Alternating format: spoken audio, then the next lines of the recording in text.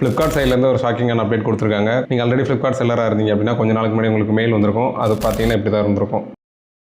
வர மே மாதத்துலேருந்து எல்லாருமே ஆர்டர் ப்ராசஸ் பண்ணுறதுக்கு ஃப்ளிப்கார்ட்டோட பிராண்டட் கவர்ஸ் மட்டும் தான் யூஸ் பண்ணணும். நார்மல் கொரியர் கவர்ஸ் யூஸ் பண்ணக்கூடாது அப்படின்னு சொல்லியிருக்காங்க. மே மாதத்துலேருந்து எல்லாரும் கண்டிப்பாக ஃப்ளிப்கார்ட்டோட பிராண்டட் கவர் தான் யூஸ் பண்ணணும். ஆல்ரெடி மீஷோ வந்து அவங்களோட பிராண்டட் கவர் தான் யூஸ் பண்ணணும் அப்படிங்கிறத மாற்றிட்டாங்க. அதை தொடர்ந்து ஃப்ளிப்கார்ட் இப்போ பிராண்டட் கவர் தான் யூஸ் பண்ணணும்னு சொல்லியிருக்காங்க.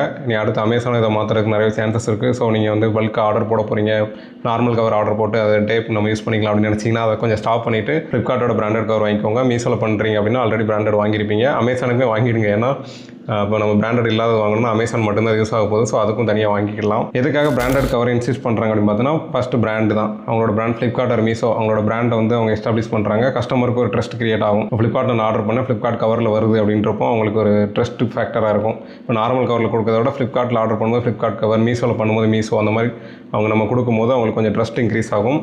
ரெண்டாவது டேம்பர் ஃப்ரீயாக இருக்கும். அவங்க ஈஸியாக வந்து கிழிக்கவே முடியாது. டேம்பர் ஃப்ரீ மொத்தமாக கிழிச்சா தான் வெளியே எடுக்க முடியும். ஸோ அந்த மாதிரி இருந்தால் கஸ்டமர் அக்செப்ட் பண்ண மாட்டாங்க.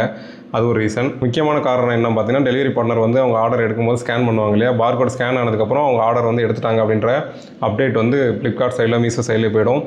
ஒரு நாளைக்கு வந்து கோடிக்கணக்கான ஆர்டர்ஸ், லட்சக்கணக்கான ஆர்டர்ஸ் அவங்க வந்து டிஸ்பேச் பண்ணிகிட்டு இருக்காங்க. ஸோ இந்த இன்வென்ட்ரி, அந்த ஆர்டர்ஸ் ப்ராசஸிங் எல்லாமே அவங்களுக்கு இன்னும் கொஞ்சம் ஈஸியாக இருக்கும். இந்த மாதிரி பார்கோட் ஸ்கேன் பண்ணும்போது ரிட்டன் ஆகும்போது அதை வந்து ஈஸியாக அவங்க ட்ராக் பண்ணிக்க முடியும். ஸோ இந்த பார்கோட்லேருந்து வந்த பேக்கேஜ் தான் வந்து ரிட்டன் ஆயிருக்கு, நம்ம ஈஸியாக வந்து ரிட்டன் கிளைம் பண்ணிக்க முடியும். நீங்கள் ஃப்ளிப்கார்ட்டில் இப்போ ஆல்ரெடி இப்போ ப்ராடக்ட் ஏதாவது லாஸ் ஆச்சு அப்படின்னா பிராண்டட் கவர் யூஸ் பண்ணியிருந்தாலும் நம்மளால் கிளைம் பண்ண முடியுன்ற மாதிரி இருக்குது. ஸோ இனிமேல் வந்து நம்ம பிராண்டட் கவர்ஸை யூஸ் பண்ணணும்னு கட்டாயம் ஆக்கினதுக்கப்புறம் நமக்கு ஈஸியாக ரிட்டர்ன்ஸ்லாம் வந்து நம்ம கிளைம் பண்ணுறது இன்னும் கொஞ்சம் ஈஸியாக இருக்கும். அந்தந்த பிளாட்ஃபார்முக்கு ஏற்ற மாதிரி பிராண்டட் கவர்ஸ் வாங்கி வச்சுக்கோங்க. ரேண்டமாக லிஸ்டிங்கில் போயிட்டு வாங்காதீங்க. கீழே போயிட்டு ரிவ்யூஸ்லாம் பாருங்கள். ஏன்னா நிறையா பார்கோட் வந்து சும்மாவே அவங்க அடிச்சு கொடுத்துருப்பாங்க, ஸ்கேன் ஆகாது.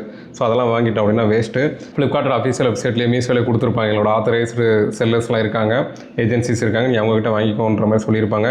அன்ரெகனைஸ்டு செல்லர்ஸ்ட்டு வாங்கிட்டோம் அப்படின்னா பார்கோட் ஸ்கேன் ஆகுது, அப்புறம் நம்மளோட அமௌண்ட் தான் வேஸ்ட் ஆகும். இதே மாதிரி இ-காமர்ஸ் சென்டர்னா என்ன ஒரு இன்ஃபர்மேஷனாக இருக்கட்டும், அப்டேட்டாக இருக்கணும், உடனே தெரியணும் அப்படின்னா நம்ம சேனலை ஃபாலோ பண்ணி வச்சுக்கோங்க.